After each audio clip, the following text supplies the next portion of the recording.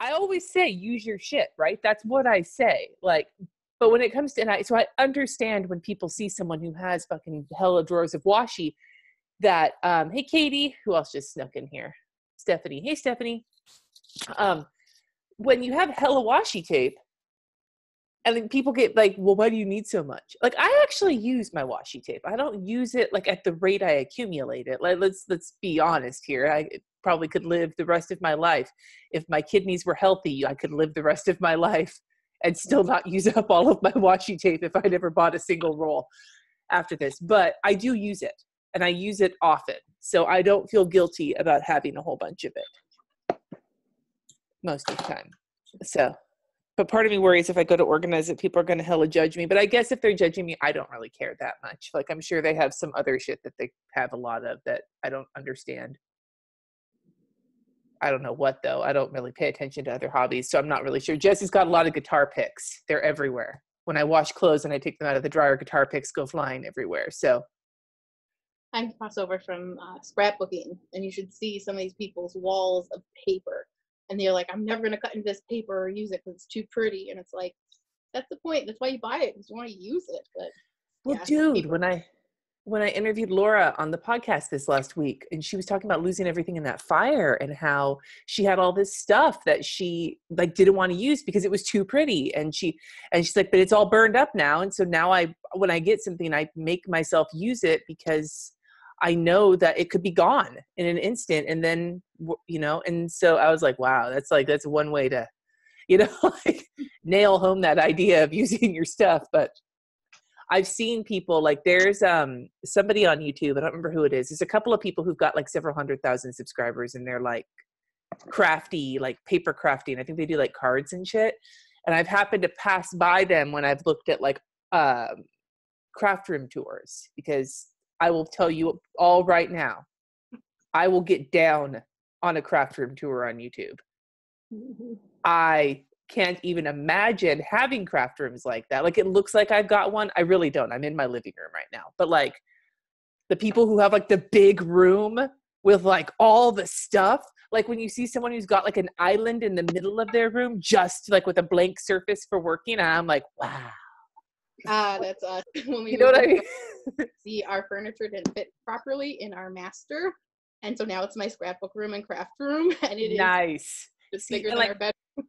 And this is not judgment. Like, I would love to have my own space like well, that. Exactly it is. I'm very lucky. We don't have, kids or something else. Eventually, I'm sure I'll either have to give it up, or my husband will have to move his office into it and we'll have to share. Yeah, like a little spot, But watching the craft room tours, it's like porn to me. Like, it's like, I'm just like, yeah, show me more. But there are people, hey, Pamela, there are people who do their craft room tours and they've just got like full blown, like pull out these massive drawers of stamps in like the pouches. And there's like, I can't even imagine like totaling up how much all of those stamps might have cost. Like, I was just going to say, how much do you think that like costs? Well, like you look at like a set of stamps like this, right? Like, I don't even know where I got these. I don't fucking stamp. I don't know how I accumulate them. But like a set of stamps like this, right? Like, imagine this costs like what, $5? That's probably not right. Let's just say $5 for the sake of whatever. And you have one of those bins that's got like, 100 sets of stamps in it. So it's $500. Now, if they have a giant drawer that has like 20 of those bins in it, you start doing the math. And I mean, I know that these people that I'm seeing on YouTube, a lot of them are people who are on like PR teams or design teams for companies. And so I'm sure they get a bunch of them for free. But like at the same time, it just kind of boggles your mind, because a lot of these paper crafting things are so little that you can have like one drawer with a lot of stuff in it, Mm-hmm. And so it just, but I love looking at it. And then when I look at other people's houses and they're all fancy and white, I'm like, I can't ever imagine living there. When I see these craft rooms, I'm like, I want that. But I also know it would never look like that, because everything would be pulled out everywhere all the time, because apparently I have trouble putting things away. Not in the rest of my house, but in my art area. Like, my shit is never put away. It's always everywhere. I just cleaned it and it's still everywhere. So, yeah. But no, so I got that Michaels thing, and I love these things. They're really nice because you can pull the,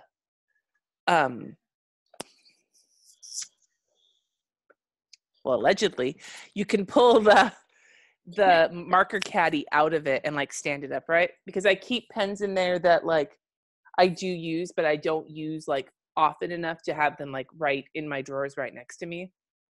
But they're pens I like to keep. And then my paint pens have been living in like the darkness, and I wanted to get them out. I actually never use my paint pens except for freelance work and sometimes like posters and stuff for the kids' school. Leftovers from the days when I did more sign work. But I don't do it as much anymore. I just bought some Posca pens, and they're my new favorite thing. Posca pens are I nice. love them.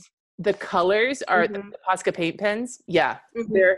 they're fluorescent colors, like the bright like blue, and those one of the things that pisses me off about paint pens is that they sometimes are really streaky or like not opaque. Mhm. And the Posca ones never have that problem. These ones are my favorites. These are the Zig Woodcraft. I love these ones because they're water-based and they wipe off really easily. This is what we always used at Trader Joe's on chalkboards. And they're nice. They're also nice and opaque, except for a couple colors. There's a couple that are, and they have a lot of different colors, which is nice. Hi, Francesca. Okay, Pam, what did you say up here in the chat? I'm afraid to count up how much money I've spent on craft stuff after you, yeah. I'm not doing that. That is an exercise in self-flagellation that I am not about. I'm not about that life at all. But one of the things I was trying to do with rearranging some of my stuff was getting more things out, like my craft paints. I actually don't use those very often. All I have are like the cheap ones. I use them for like art journaling and stuff. But lately I haven't been using them much because they've been buried in this drawer. And Katie actually has a bunch of them. Like, because Katie uses them to paint. Katie does the thing with like Monster High dolls or whatever, where you like wipe the face off with acetone and then you put new faces on them and then make them like new clothes and make like a completely different doll. Oh. It's a whole thing on YouTube. And it's creepy. It gives me the creeps. But Katie has because Katie loves to sew and Katie loves to paint. So this is like a whole like kind of system where you can kind of exercise these different sort of aspects of creativity, which is pretty cool.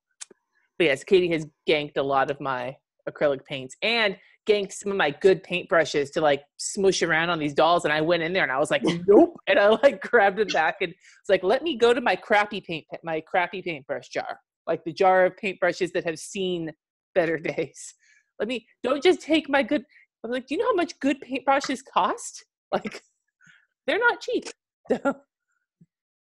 Although the ones I have were not super expensive. I think they were $50 for like the set of 6 of them or whatever, which isn't inexpensive, but it's not as expensive. Like they can be like $20 per paintbrush if you're getting like a really good one. Whoa. Mm-hmm. I don't care that much. I care $50 for 6 much. That's how much I care. That's the limit of my caring. $8 a brush. That's it.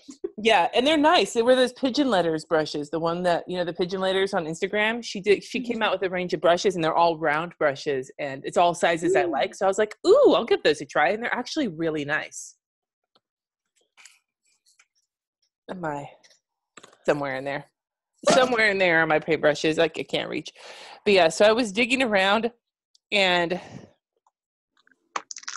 cleaning up, and now I don't know where half of my shit is. I was looking for something the other day, and I went through my drawers for like 20 minutes, and I finally found it. And it was one of those things that's just been on my desk for the past like month because I hadn't put it away, and I finally put it away, and I forgot where its home was because it's been so long since I put it there. Clean so good you couldn't find anything. Oh, God, cleaning at all, that's what happens to me. Like, I can't seem for the life of me to like, yeah, I can't for the life of me figure out like how to find systems that don't overcomplicate things and that I'm inclined. Like, I think I'm just messy when it comes to like art supplies. I think I'm just overcomplicated. Yeah. I overcomplicate everything. Like, I think that's why I do the job that I do, is I'm just picky and overcomplicated. See, I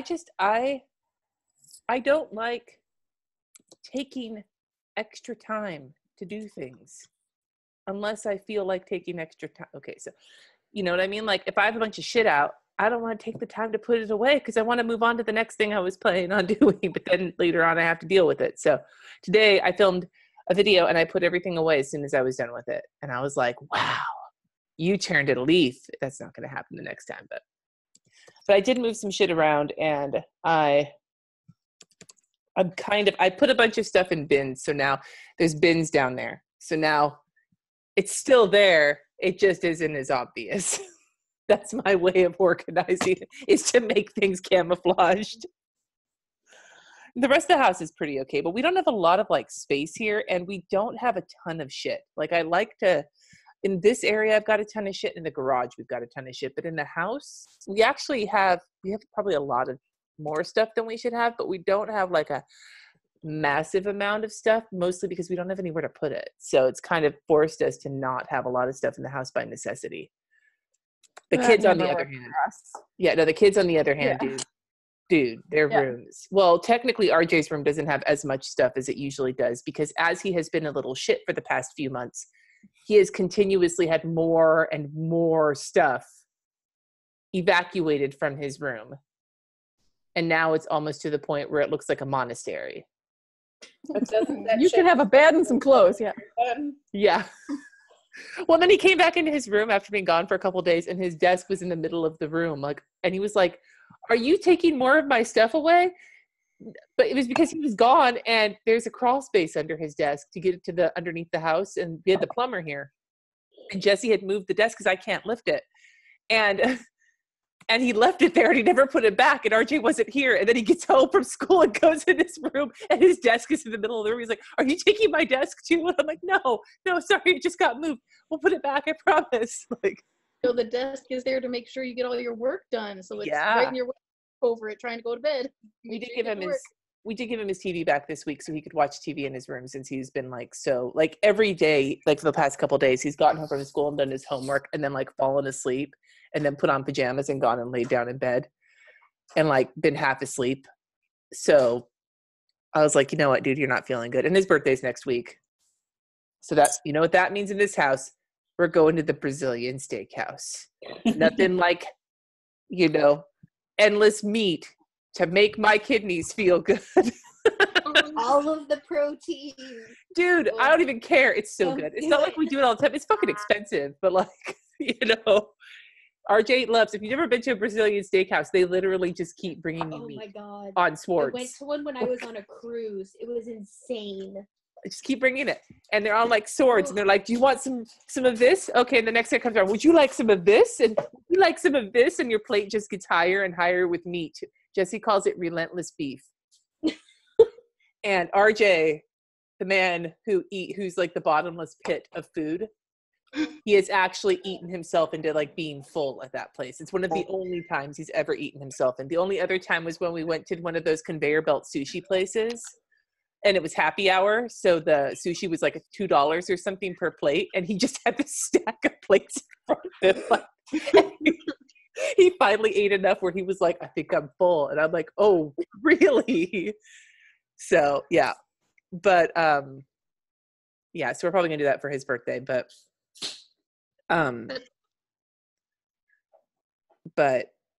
yeah, poor guy's just not feeling good. And told my husband, not this last year, but the year before, on his birthday, that we were going to go to that place for dinner, and it was a decoy. I actually threw him a surprise party, and he had no idea. He was completely shocked. But instead of saying like, "I'm so excited, thank you for the party," he's like, "So does this mean we're not going there for dinner?" oh. Really? No, he was. Does that mean I don't get meat? Yeah, no, dude. Since then, so I've been much promising we'll go, and we just haven't gone yet. Well, and like the first time we went, Katie was, and we went for RJ's birthday last year, I think was the first time we went, and with them. And Katie has anxiety and really does not like talking to waiters or waitresses, like does not like ordering food for themselves.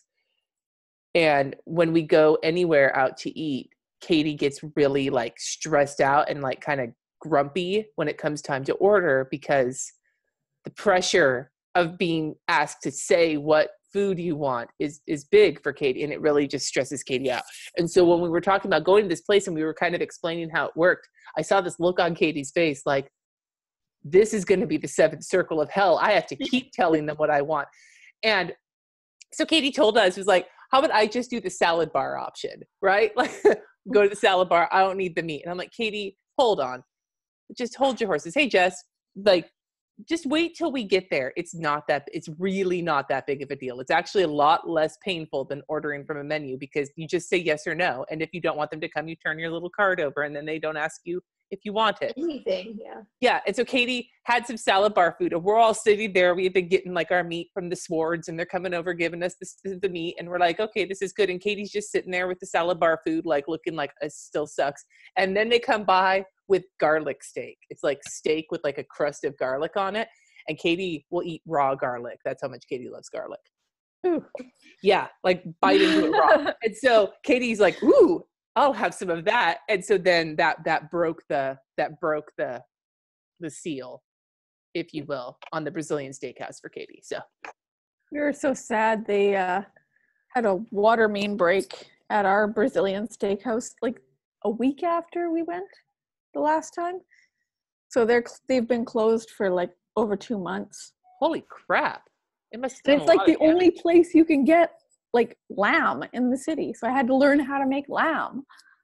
See, I don't do lamb. The smell of it when it's cooking grosses me out so bad. Like My lamb, grandma used to make it. Like our family is from England. So my mom never did. So that's the only other time I've had it. Speaking of food, the Trader Joe's cauliflower gnocchi, it is delicious. It does not taste like cauliflower. The Excellent. recommendation I got was to not follow the directions on the package. What is that laughing for, Jess? Sorry, just it does not taste like cauliflower when you sear it in butter and garlic. Yes, Like there is nothing wrong with that. they were. I Hey, said I there are wanted. no carbs in butter and garlic. That is just fine. Yes. So apparently, from what I have read, and remember, I worked for Trader Joe's for years. I know for a fact that when you buy a Trader Joe's food product, often the instructions on the package are not the best way to go about things. There's some jackasses writing instructions at the home office. So apparently, the cauliflower gnocchi is one of those things because they want you to like cook it in like water with like steam to soften it, like to defrost it before you do anything to it. And from what I read on like Pinterest, they said that makes it really like gooey and like sticky. And so their suggestion was just to put it directly into like heat up butter on the stove, like a medium high or whatever. And then just put it directly into the butter frozen in like one layer, let it sear for like 3 minutes and then start turning it and sauteing it until it's like cooked through and like crispy on the sides. And I just cut up some chicken sausage and threw it in with it. And then at the end I put on salt and pepper, and I tried for RJ and I, cause I had to make 2 batches. So I tried for RJ and I put on like some Italian seasoning and some raw garlic. And then I did garlic and cayenne flakes, or what is it, chili pepper flakes or whatever they are for Red Katie pepper and Jesse. flakes. It came out really good. So if you haven't tried it yet, it's actually excellent. We don't have Trader Joe's Yeah, here, I know but you don't. Sorry, I Pam. tried the Olivieri, which are potato ones. Yeah. And I stuck them in, like frozen. They worked really well. Yeah. I think I try and make right from scratch, though. Yeah. I mean, it's only potatoes and flour. Yeah. But yeah, so those were good. So that was, and the cauliflower fried rice that we made was really good. I put shrimp in that. So those were good. Mac and cheese, the recipe I had came out bland as fuck. We were all kind of like, it was like, it tasted like cauliflower with cheese on it. Like it didn't taste like anything. So we're willing to try again, but that one was not a hit. But the roasted one with the breadcrumbs and like the butter and garlic, I think we found that much like with arugula, anything that combines arugula with like Parmesan and lemon and garlic makes arugula delicious. Well, now with cauliflower, anything that combines it with butter and garlic is delicious. So we are now learning the ideal companions for these vegetables. So this What one do is, you do when the food's like bad? Do you still eat it, or do you like we opt ate out for like a second meal? You do? yeah, it wasn't gross. It just was blah. So we all ate it, but like it wasn't, if I make something and it's awful, we'll just go out and get something. But generally speaking, if it's just not great, we'll eat it and just finish it and maybe have a sandwich or something if we don't finish it all the way. But I don't usually make things that are terrible, not because I'm such a great cook, but because I'm so picky that I do like, I'm not someone who tries a bunch of like random recipes kind of willy-nilly. Like I really kind of look at recipes to try and figure out if it's going to be a good thing or not, purely because of all four of us, I'm the hardest one to please, basically. So when I look at the recipes, I like look at it with the eye of like, is this going to gross me out? So, and I mean, a lot of the stuff I make is kind of bland because I can't do spicy, but we have, a couple different hot sauces. We've got jars of the flakes and the cayenne pepper and all the hot spicy things. So my family can doctor their food as soon as I'm done cooking it. So I make it for me, and then they can do what they want to it. If they want to make spicy food, they are more than welcome to cook. Yeah. My husband's smiling at me from across the room because I don't like spicy stuff, so I make it, and then he usually adds pepper flakes and hot sauce to his plate. Well, that's the thing. Like, you can't take spicy out. Like you can add spicy, but you can't take it out. So if somebody doesn't do spicy, then like you have to start baseline not spicy. I don't mind the flavor as much. Like we'll cook sometimes with jalapenos or some red pepper flakes, but it's when it gets to where it's too hot for me, so I can't enjoy the flavor. I just don't enjoy it. The thing with arugula and pancetta and roasted garlic and penne that I made in January that was really good has some red pepper flakes in it. It's like just a dash of red pepper flakes. And that was enough for me to feel it in like the back of my tongue. I still ate it and I really like it. And I think that's about the limit to the heat that I can handle. Like, and even then I was like drinking my water, like, and Jesse's looking at me just like, nah, man. Yeah, I'm on that level. I'm such a wimp. Like sometimes mild salsa is a little too spicy depending on the jalapenos that day. Like it just depends. Oh, there's a baby. Yeah, this was Amari. Hi, baby. Aww. Yeah. I sent mine to bed. I'm like, See, okay, you're grumpy. You go to bed. I am totally down with OPB. I'm down with other people's babies. I don't want any more babies, but I am down to see other people's babies because they're not my babies. My baby is turning 13 next week. RJ is turning 13. I feel so old, but it's okay. I'll survive. Yeah, we're in the stage right now. He just turned 18 months, where it's like constantly on mom. It's like mom. I'm like no. Yeah, he's 14 months, and the moment I leave the house for work, my boyfriend is a stay-at-home dad, and the moment I leave, he walks around the house and goes in each room going, Mama, looking for me. Oh, that's kind of what the cat does when Jesse leaves. Like, seriously though, like you think I'm joking? It's like, oh, it's only you left. Like, yeah, no, now he's currently laying in Jesse's arms on his back like this while Jesse's rubbing him. So they're soulmates. I think Jesse loves Loki more than me, which is okay because I let Jesse. Loki lets Jesse touch him more than I do.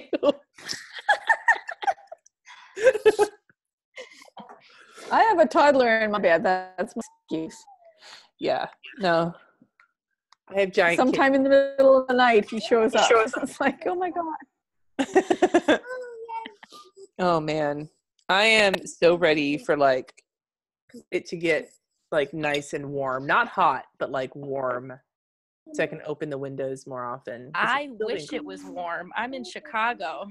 Oh God, yeah. See, here it's just been rainy, like rainy. Today was not rainy, but it was bad enough where there was flood warnings in Napa, and they had to close some of the highways down around here.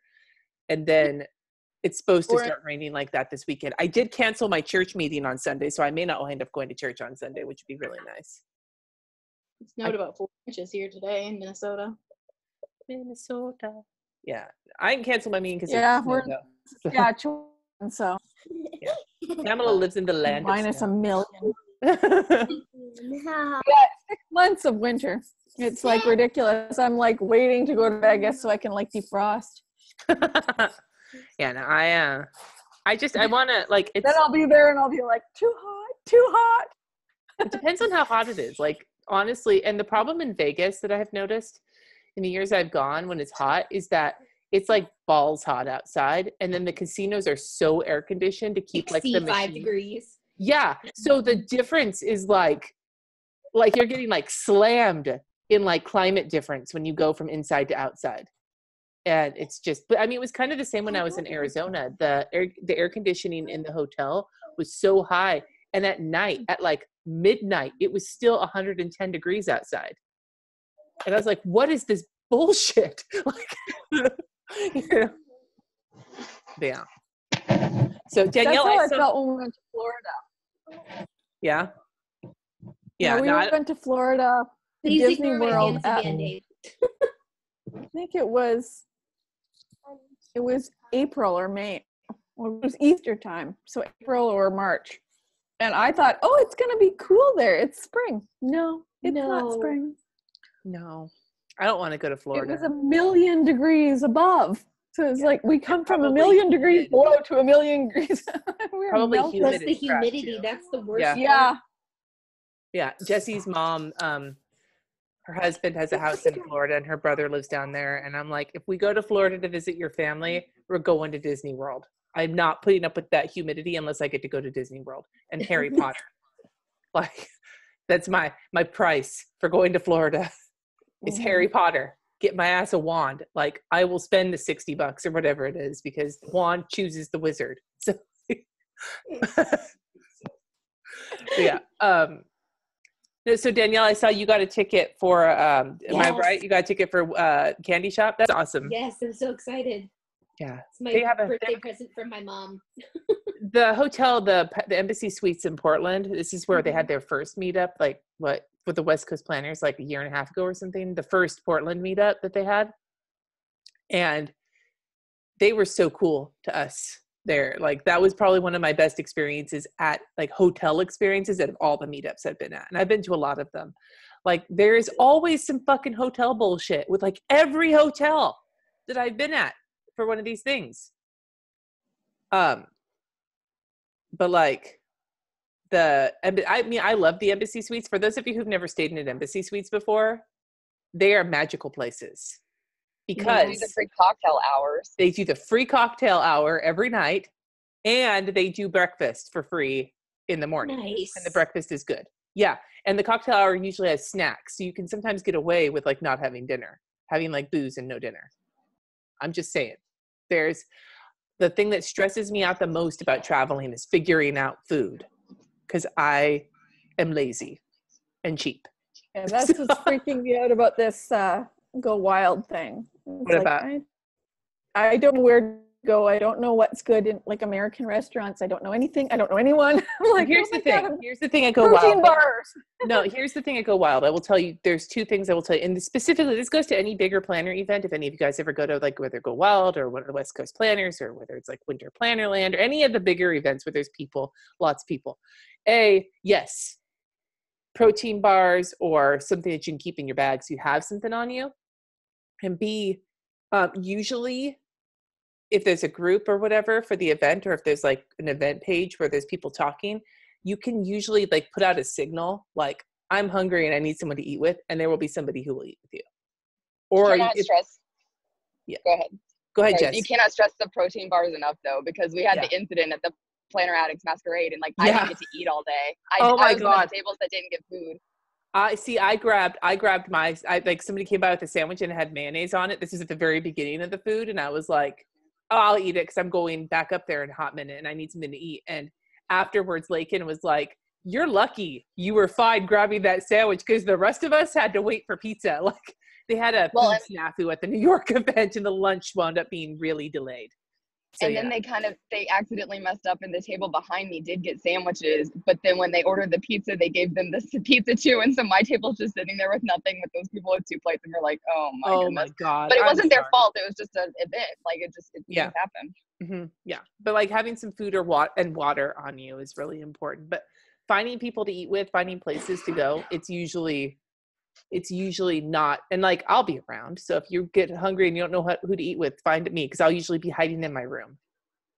Yeah, that's kind of what I'm gonna be doing, hiding. I'm like, yeah, well, and it's something I don't hide in my room because I'm like, I'm an extrovert, so I'm like, hell yeah. But then I like get to a point where I'm tired and my kidneys are hurting and I need to take a break. And there's a couple of people who keep an eye on me, and like, because I'm not good at stopping, I keep talking to people, and other people recognize the signs that I need a break.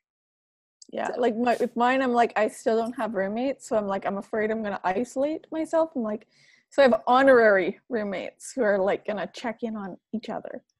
Yeah, you'll find people. Like there's and the thing is, and this is something I try to remind people of, and like, because like you said, Kim, you're okay because your anxiety, like a lot of the people who are in this community or like online communities in general, I would suggest that there is a higher percentage of introverts than there are extroverts, because it is easier to get along with people on the computer where you're not face to face and having to worry about like your body cues and everything else. I mean, I've been internet friending people for 20 years now. I actually did the math. I got involved on the Buffy posting board when I was 17. So it's been more than 20 years at this point, 22 years, holy shit. And like, and meeting them in person. And it's a lot, and there's a lot of it, people who are introverted. So like, if you're worried that you're not going to be able to, like you're stressed out about talking, you're not the only one. And yeah, the hardest part is breaking past that, you know? So, yeah. But we I had also, a girl that go ahead. reached out in the group. She like posted in the group and was like, hey, is anyone catching an Uber? And we were like, hey, we're catching an Uber. You can totally ride with us. And so we like made a new friend that day. And we are a bunch of introverts, but there's something about a bunch of introverts getting together that seems to work out. Yeah. And I mean, that was the same thing. Like I rode, because I don't want to ride in an Uber by myself if I don't have to, because the first Uber I ever got into had a Chucky doll in it. So that kind of flavored my experience with Ubers for the foreseeable future. So we just got Uber like 2 weeks ago. So I've never been in an Uber. I have a car. I drive myself to work. I drive back. I don't need an Uber. But so I'm like, that's what I'm like, I've never done this. How do I do this? Where do I go? How do I get it? Pam, are you diabetic? No, I just find that if my blood sugar drops, then I feel panicky. Mm-hmm. I have panic disorder, so I will have a panic attack. Not anything to do with like feeling sick. Just all of a sudden I feel like really scared. Well, one of my suggestions for you would be that at least when you're in the sessions, because that may be a time when you probably might struggle with that, because you're sitting there and there's stuff going on and you haven't eaten in a while, so you might feel that way. Every table has a volunteer at it. So just talk to your volunteer, make friends with them. They're all awesome. Like all the volunteers, the volunteering has been one of my favorite things to do, but just tell them, say like, if I look like I'm starting to get skittish, give me a Snickers, you know, or whatever the case may be. Like probably not a Snickers, because then I'll be like dying of peanut allergies. But you know what I mean though? Because those people are specifically chosen because they can be extra friendly. Not that anybody's not going to be. I mean, there's dicks everywhere. Some people are assholes, but most people aren't. And if they're assholes online, in person, most of the time, they are the little like fluffiest pandas. And I think it is funny. Some of the most like get in your face, gung-ho motherfuckers on the internet. I'm thinking specifically of some assholes in PGW. In person, they're fluffy little bunnies. And it's like, oh, I see how it is. You're one of those people who's only a dick on the internet. Like, you know. So that amuses me. But in general, most people are pretty mellow and laid back. And often if somebody seems to be a bitch, what I have found out is that they're usually introverted and just not coping well with the situation, and it just comes off like they're being a bitch because of like their face, like their bitch face. Yeah, resting bitch face. Yeah. Resting anxiety face often looks like resting bitch face, I have found. Yeah. Kim is like, yeah. Yeah. So, you know, like, and if you ever need to find me, I'm 6'2". There's about 8 or 9 people I've met at Go Wild who are about my height, and you see us across the room because everybody else is short. Yeah, I'm the 5-foot one. Yeah. The tiny little person jumping up over everyone like, I can't see anything. Yeah. I am. I'm very short. My daughter doesn't believe me because she's only 6. Yeah, I'm seriously very, very short. But and I know some people don't like going to bigger events, but I'm a fan of finding people in person to talk to. And I was telling somebody that's why I like these chats, because it feels like we're kind of chatting in person, even though we're not in person. But like finding people to talk to that you feel like get you, where they're not like, you're not talking to them because they're your doctor at the doctor's office, or like a parent of your kid's friend, or like, someone at work. Like it's just someone you're talking to because you can talk to them. Like it's really, I think it's underrated in terms of like giving you kind of that, like, I don't know, sense of self. I don't know. Something like that. Some fancy thing like that. I really need to flat iron my hair. I don't like how it looks today. Sorry. I'm also... It doesn't take more than these many sips for me to start getting tipsy. So yeah, so I think on a completely different note, I think I'm going to do a washi tape stream. And there was another live stream I wanted to do soon. That was one of them, organizing my washi tape, but there was something else and I don't remember what it was that I thought would be ridiculous. But the washi tape thing, I think I'm just going to find a time where I can like get on for like, I'd have to be able to get on for like 3 hours because it's going to take a while to get through that. And so I don't know if I should do that on a weekend or like on a weekday. Probably a weekend. Mm-hmm. I'm all for that washi tape thing. Huh? Washi tape. Yeah. Yeah. I want to go through, I always want to organize it and go through it. I'm probably not going to get rid of any of it. I love my washi tape. It's my precious. It is, there's like the one ring that rules them all. That is the many rings of washi that rule them all. Well, because of you, I've fallen down the rabbit hole of the Simply Gilded. I'm like, oh, look how pretty that is. Oh, you can order it online. With the pre-sale. Yeah, I did. Oh, yeah. I found some people in my city who do the pre-sale. We all like came together and saved the massive amount of shipping. That's good. That's one way to meet people. There you go. You found a way. You have broken through the Saskatchewan planner drought. The frozen nowhere. That was what my blog was used to be called. Frozen Nowhere.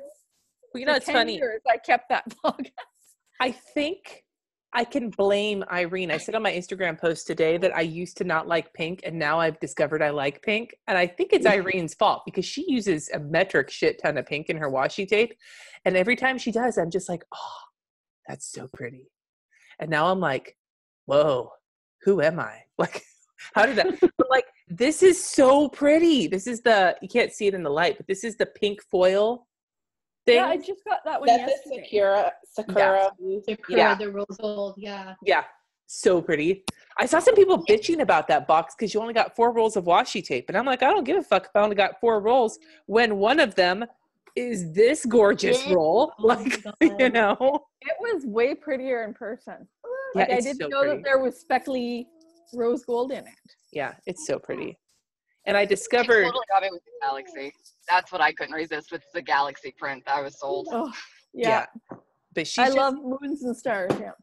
Well, she's just got a really nice eye for like really like kind of delicate, but really like pretty patterns and things like that. I like. There's some washi tapes I don't get down on, and it's not because they're ugly. They're just not my taste. I think one of the reasons she's blown up so much is that she really does kind of have that specific sort of feel with the kinds of colors she likes to use and stuff, like really kind of nailed, mm-hmm. Kind of like how the Planner Society stuff is very specific to her, and the people who love it, like really love it. And the people who don't like it are like, yeah, that's too many flowers for me, man. So I'll show you guys this thing. Kit Life sent me something, and I haven't even looked at it yet. It's a monthly desk scribbler. She's like, I think you might want this. I'm like, you think that? Okay. So, like, I like them, but I'm like, are you sure about that? Like, I think they're tried. This is a hot take. This is not to be repeated, except for you and all of my other fine friends who watch this recording. Sometimes I wonder if they're sending me stuff in the hopes that they'll find the one thing that will break me from my Erin Condren and make me start using their shit. Because they really like me. Like, and I like them too. They're absolute sweethearts. And Jessica is actually one of my patrons. She's not on this level though, so she won't hear this one. But I wonder sometimes. And this is cute. It's like a monthly and it's undated. And it's got like marble on it, which is really pretty. And then there's also in the back or somewhere in here, I thought there were lined pages somewhere. There's some lined pages. And then there's like a annual, overview on like projects by month. Like, it's cute. It's not my style. Like, the colors are really my style. Maybe that's why she thought I would like it. But the size of it, I don't use pads like that. So I'm not sure. I may give that to someone because it's just not, I don't think I would use it. I'm trying not to accumulate more shit I'm not going to use, you know? But, be useful in a giveaway. I mean, yeah. Well, and I already packed all those other giveaway boxes, the ones I'm giving away to you guys. They're stacked in my garage right now. Seriously, like the size of a small child in stack of giveaway boxes. Oh, no. And I've got some other stuff that I've set aside for when I hit 50,000 subscribers on YouTube, which will be at the rate I'm going in a couple more months. But but I want to give you guys a bunch of the stuff. And I promise you, there's some random bullshit in there. There's also some good stuff in there. Like, it's not just like a bunch of like half-used sticker sheets and Post-its that don't stick. Like, I promise you, it's not a bunch of my $1 bought shit. I actually got rid of most of that a while ago. So, oh, I have another hot take though. And this, you guys are probably I have decided for the most part that as much as I love cute Post-it notes, I have mostly converted over to regular Post-it notes because they stick better. Mm-hmm. I have so many cute Post-it notes from various people, and except for the Chrissy Ann design ones. Those ones usually stick well, but I think that's because they are the Post-it note brand or whatever. They're Bic. These ones stick okay, but generally speaking, most of the other Post-it notes don't stick. And so I've just switched back over to regular ones because these ones actually work. Except for this pad. I think this was from Swag from Go Wild last year. It's from Capital Chic Designs, Lamika. And these stick nicely and they're big. And so I've been using these for all of my World of Warcraft pet lists that I've been making as I've been going and catching more pets lately, which has been what I've been doing in my spare time. Yeah. I have no use for Post-it notes right now since I don't work in an office. Like, I'm getting them in the subscription boxes, and I'm like, I have no use for these. You should sell them from the Simply Gilded. Yeah, I'm like, I have no use. I didn't know you could sell them. There's, I think, a buy-sell trade. There's a buy-sell trade. Yeah. Yeah. I don't think those. But I just gave them to a coworker because she's like into the cutesy stuff and she loves stickers, and I'm like, I still have every sticker set from every subscription box that I've had because I don't use them. I don't know what to do. You can sell them on the buy-sell trade. There's a buy-sell trade group, and you know, I'm not sure, like, there's people who mark shit up hella, but I bet you could get at the very least like your money's worth back from them. If not, like, I actually was going to sell all of the little pocket-sized inserts because I never use those. I think I threw a bunch of them into some of those giveaway boxes. So one of you might be getting some of them, but that's the problem. There's so much work. Like, that's my thought is like, oh, there's so much. That's why I don't. Yeah, that's like, I'm just shit's lazy. too much work. I can give it all away. I'm like, take my stuff. I'm fine. Just take it. Yeah, that's why I'm like, anyone wants, because I will mail it to you. You don't have to sell it.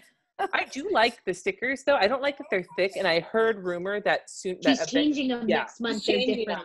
And I'm excited about that because I don't like the thickness, but I have been using them. I've been saving this most recent, the bubble tea one with like the Lucky Charms or whatever. That I didn't like the bubble tea one. See, I think it's cute, but I've been saving it for next week for the following week for St. Patrick's Day because there's like shamrocks and shit on it. But I like the colors. I don't give a fuck about bubble tea. I've never had bubble tea. I don't know what the thing is with bubble tea. I don't know what it tastes like. house. Where do you Weird buy little it? gooey thing. Like, I don't know shit about bubble tea, but they're cute to me. I'm like, Katie saw the little, I think it came with like the pins or something. And Katie was like, can I have those? Like, hand on it already. Like, can I have them as they're in? And I was like, no. But I think I'll ask first. I can send her. can have mine. I'll put them in the mail with the PO box. So she can get mine. Yeah, they could have mine. Katie would love it. But yeah, I was you already the keychain. Oh, well, I will say that I do keep most of my little things in here. I have to pull my flare off of all of my lanyards because there's some flare I want to like rediscover. But like, I've got some random shit. Like this thing, Cindy from the Queen P made these and gave these out to people at the New York Planner Addicts thing. I think it's a bookmark. I just think it's pretty. I'm like a freaking, like, okay, when I say I'm not a hoarder, except for sparkly things, I'm like Gollum. I just hang on to them and like, I don't even know where some of my mother used to say I was like a crow. Oh, look, shiny thing. Yeah. What are you going to do with it? I don't know. Put it in a bowl. Jody Bergeson gave me this when we got Loki, little keychain, like a little Loki keychain. I didn't want to put it on my keys though because I was worried the little tail was going to snap off because it's like sticking out like a little wiener, and I worried it was going to like break, like in the Goonies when they break off the wiener of the statue on accident. Yeah, I've got some random pins in here, and like this button that somebody gave me says "Go Vegan," which I find highly amusing. And they gave it to me as a joke because they know my friend who like went vegan and went cuckoo bananas, and I was kind of bitching about it at the time. And so that's why they gave me that pin. Yeah. Anyway, yes, I do hoard some things, and I'm not ashamed to say it. Maybe I'm a little bit ashamed to say it, but they make me happy. That's good enough, right? If something makes you happy and they're all neatly contained in my little bowl, maybe not so neatly contained in my little bowl, you know. When this bowl fills up, I'm just going to get a bigger bowl. Like, and then I've shown you guys before my keychain ring with all the keychains people have given me. God. Oh my gosh. These are all things people have given me. The number of little, like the polymer clay eggplants people have made me. There's one. There's one with a face. There's a little one. Here's one of these eggplants. There's another polymer clay eggplant. Like, and I like to look at them. This is like, and this isn't all planner people. Katie made me this bracelet with all of the beads representing different UU principles. There's a churchy bracelet on here. You know. Since I just got into Simply Gilded boxes, I've been putting the keychains on my book bag. Nice. So when I walk around campus, like people can hear me coming. When I was a manager at Trader Joe's, we always used to, and even when I wasn't, we were always really pissed off at managers because they have their pile of keys. They'd wear them on their belts. You could hear them coming. And when one of them would tuck it into their pocket so you couldn't hear them coming, people were like, oh, I see what you're doing there. Sneaky. Yeah.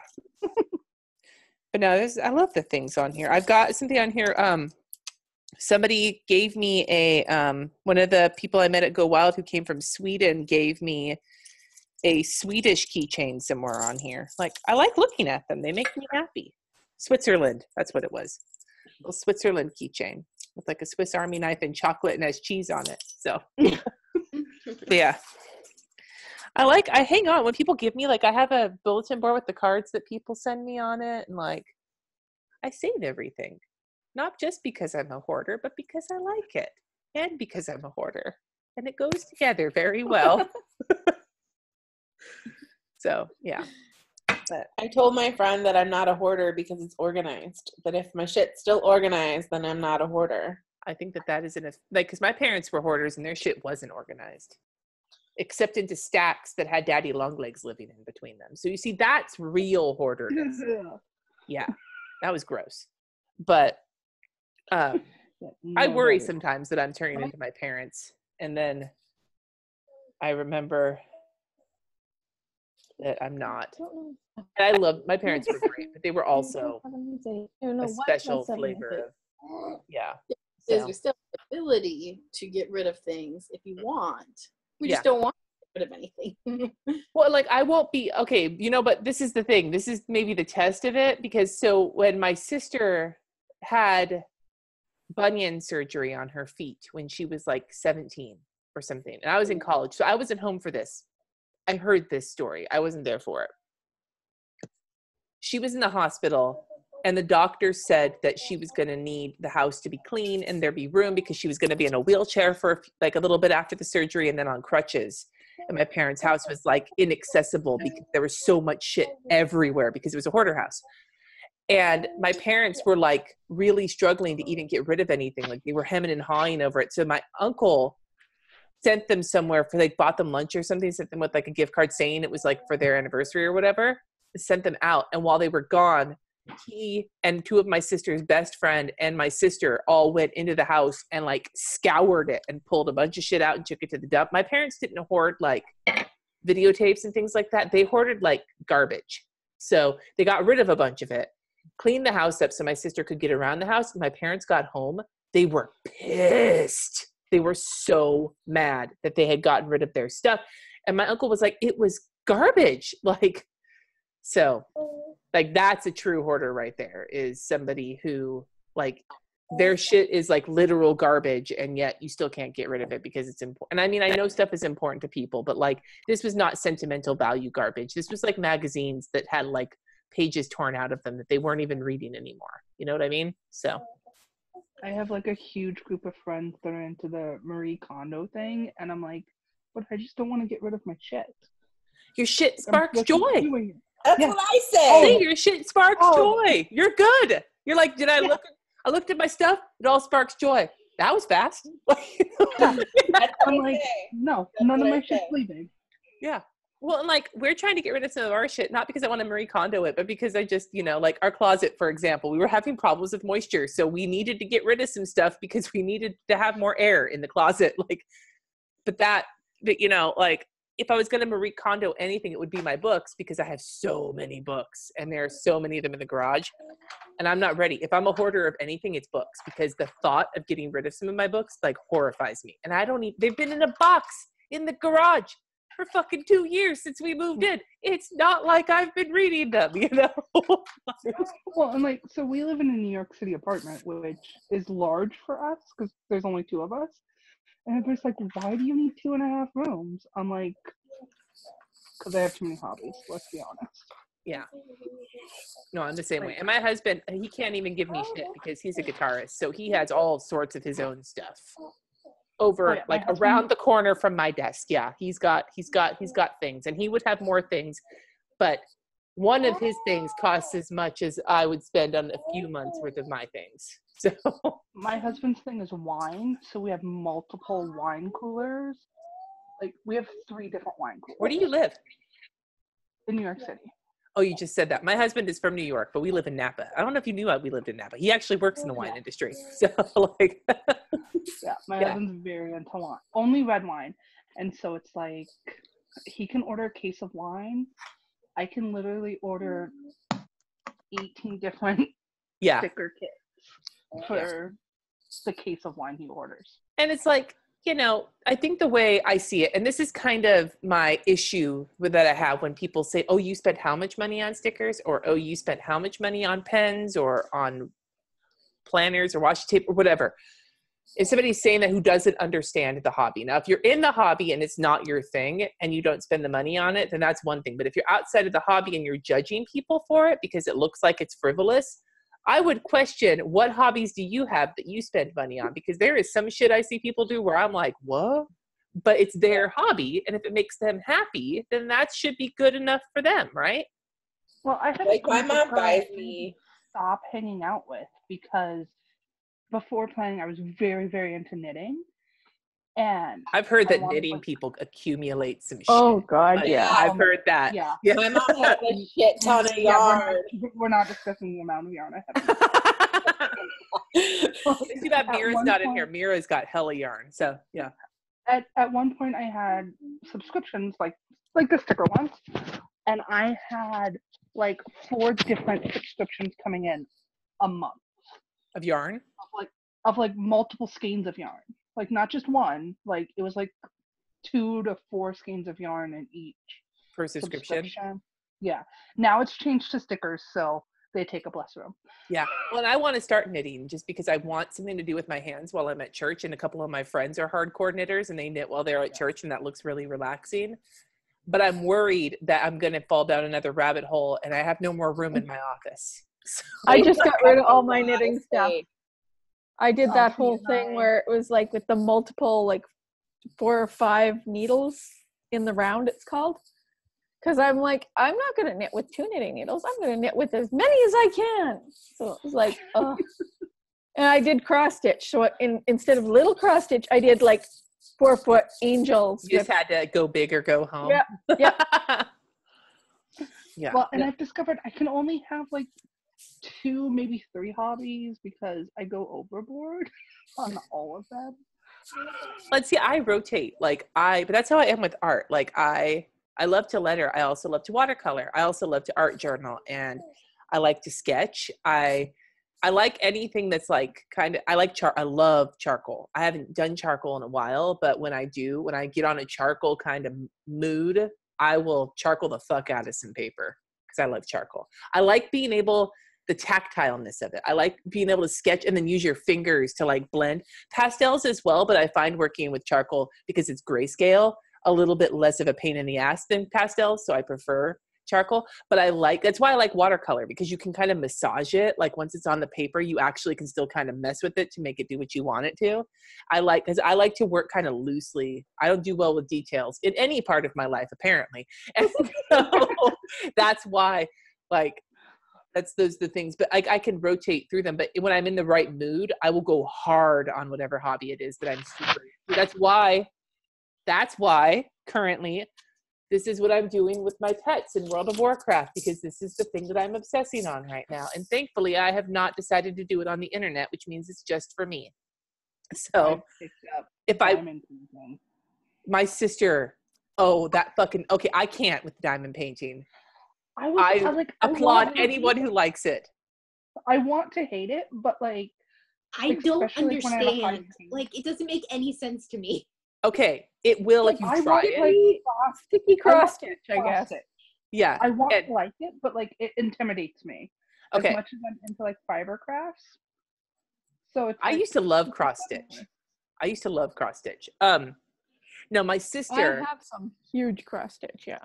My sister, when she got her transplant and we were going to be in Portland and I was going to be up there with her, and she knew she was going to be confined to the condo for a while, like for stretches of time, like, and be bored. Danielle knows, because Danielle just got a transplant.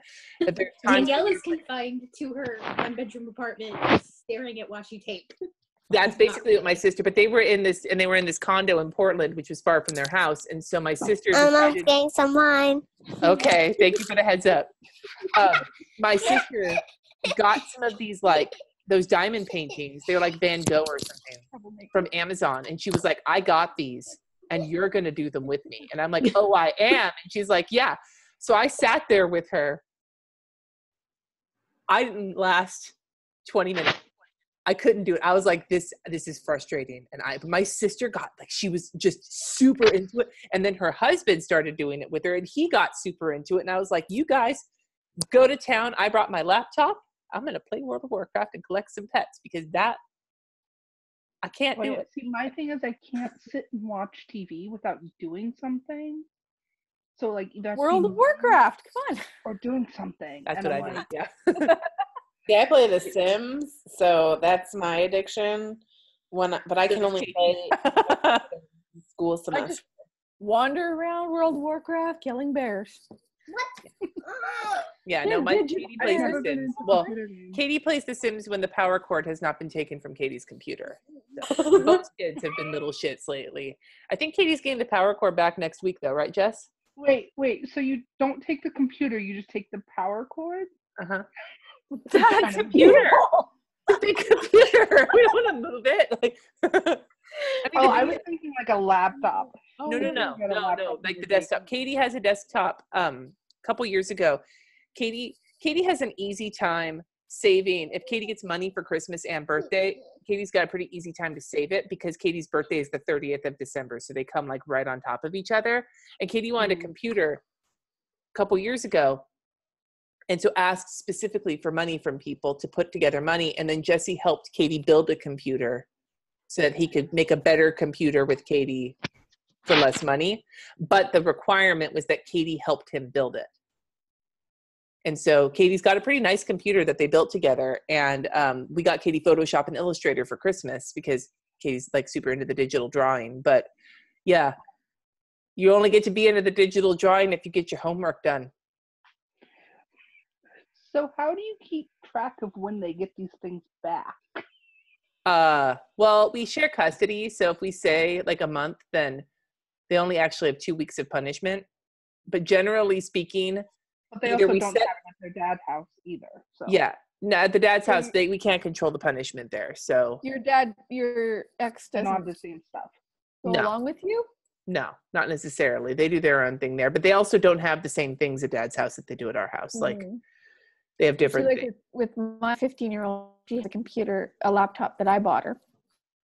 But if I tell her dad, okay, she's been a little shit to me and just not helping out and doing like bad things, he will then enforce. If I put a rule on at our house, like she's here for 2 weeks and then at his house for 2 weeks, if I tell him, hey, this is what's going on, he will then enforce the rule. Well, we've done that with certain like bigger punishments. This particular one, the reason that we took Katie's power cord, it wasn't even as a punishment because Katie didn't do the homework. It was actually because Katie was struggling to focus and get the homework done, and the computer was a distraction. And so we actually talked to Katie about how like we're taking this away from you because we want you to be able to focus, and you're doing the play and you're already busy with rehearsals. You don't need additional distraction.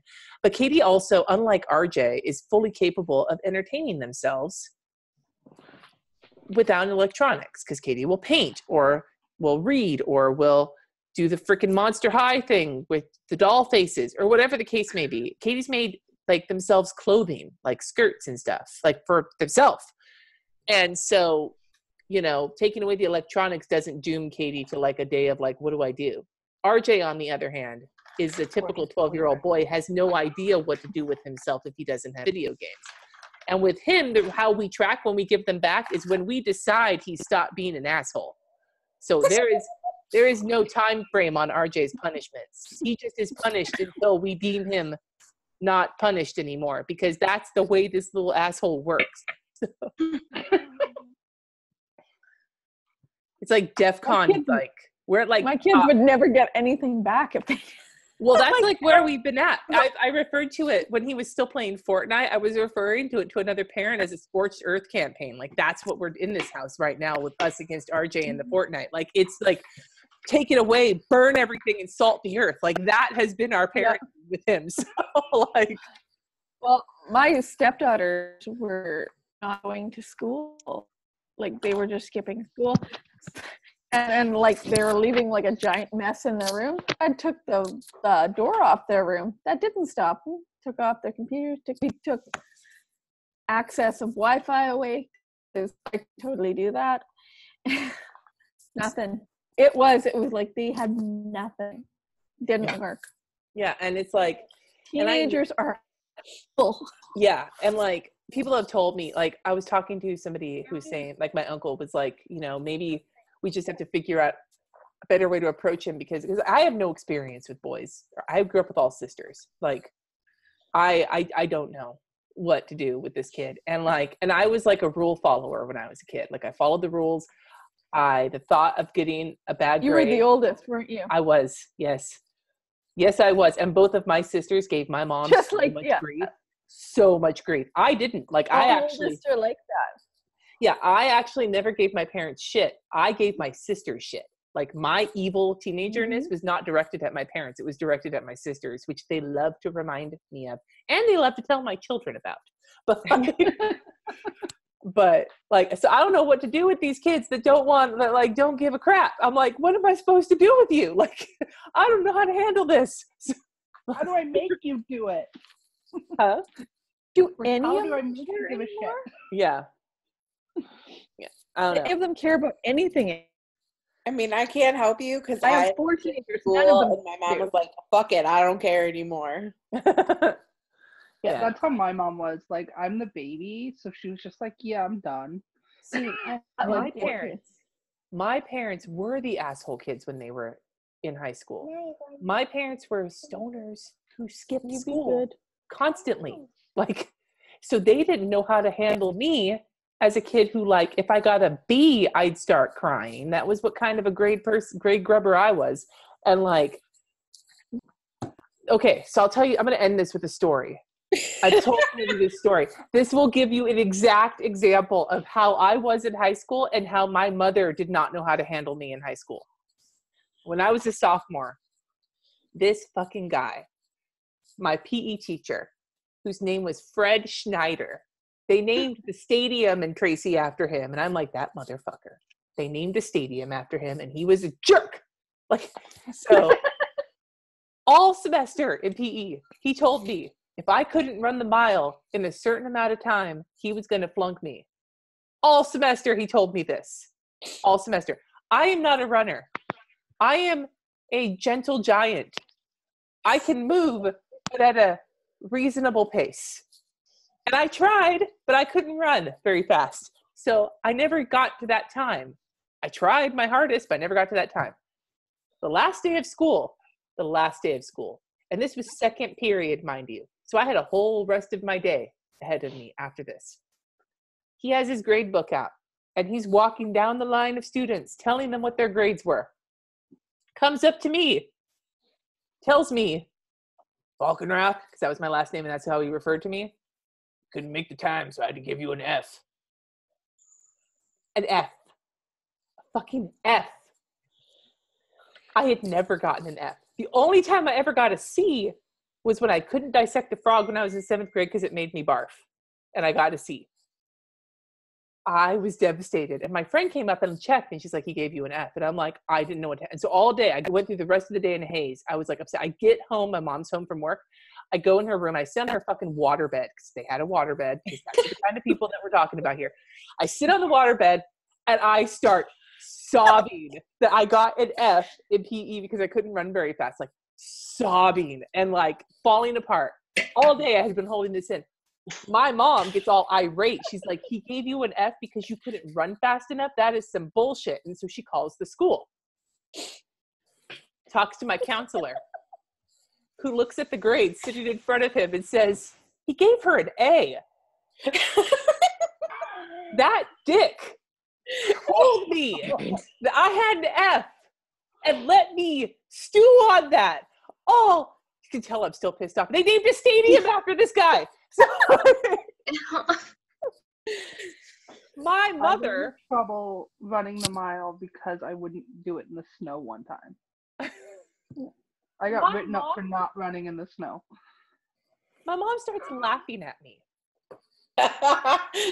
And I'm sitting there like both upset and angry, and my mom's laughing. And like, so I was telling this story years later to my ex-husband, and my mom was sitting there, and I was telling this story. My mom was like kind of filling it in, and he starts laughing, and my mom starts laughing. I looked at both of them, and I'm like, you're laughing. That teacher was a dick. That teacher tormented me for no other reason than he could. And you think it's funny? Yeah. So that's my mom didn't know what to do with her daughter who's falling apart because the teacher was like, I'm sorry. If a teacher did that to my kid, I would be pissed. Then I would laugh later. But out of it's horribly mean, but it's so funny too. Right? Like, I can laugh now, maybe. I was 15, so like, or maybe I was 14. And yeah, so 20 some odd years later, 25 years later, I can somewhat laugh at fucking Fred Schneider, who they named Schneider Stadium or whatever the fuck it is in Tracy. That's some bullshit. That guy was a dick. I don't care if he's dead. Like,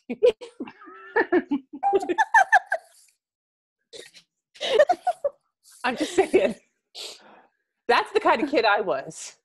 I have no idea what to do with my kids. I was that kid too. Well, to give you an example, my mom had 3 kids. I'm the only one that's gone to college, and I'm in my 30s going to college. I ditched school and got suspended, and I'm the good kid. My sister actually was the one who ditched school and like went to college in her 30s too. Like I went to college and I dropped out. So like I was the golden child until I dropped out of college and decided I wanted to be a cake decorator at a grocery store. And my mom was like, "What?" I don't even think it didn't My like. mom doesn't do like I have degrees. My brother has. He's a machinist, and she thinks he's the greatest guy. I'm like, she doesn't know. She doesn't understand. She's never college. She's never really wanted to. So like, I'm an intellectual, and she's like, what the hell are you talking? That was all the way through my life. Like, I was serious, and she was like, well, see, my grandma. now I'm flighty children, and I don't know what to do. My grandma thinks that the boys in our family can walk on water. Funny thing about that, all of the boys in my family, RJ needs to break this cycle, but all of the boy cousins in my generation, heroin and meth. Yeah, and the They might excuse be able to was, believe they can walk on water.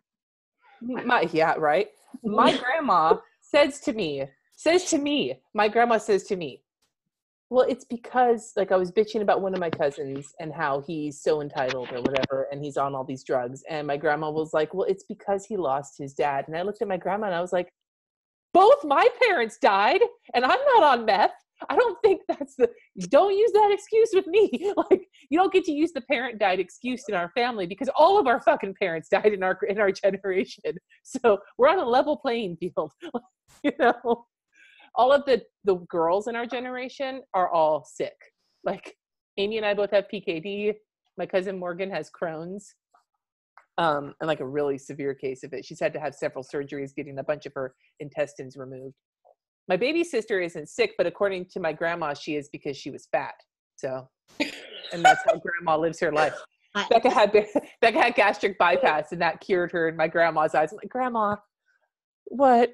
Like, well, old school, like fat. I'm not saying fat is sick. My grandma is. I know. Trust me, like my mom was born in the 50s, and like she's like, no one's gonna want you if you're fat. Like she told me that when I went back to school, she's like, you need to lose weight. No one's gonna hire you if you're fat. I was like, fuck you. No, I wanted to say to my grandma, like, well, if we do meth, maybe we won't be fat. And you seem to like that. So, like, is that what you want? Like, you know? like, yeah. My grandma was very much, when my mom was in school, my mom was terrible. And, like, she left middle school with, like, 200 and something detention. And my grandma, like, made her actually serve the ones that she got. She just, like, had excess of them. And so my mom was the total opposite when we were in school. Like, I served a detention like once. And that's because she was like pissed off because she caught me ditching school. And so it was like principal.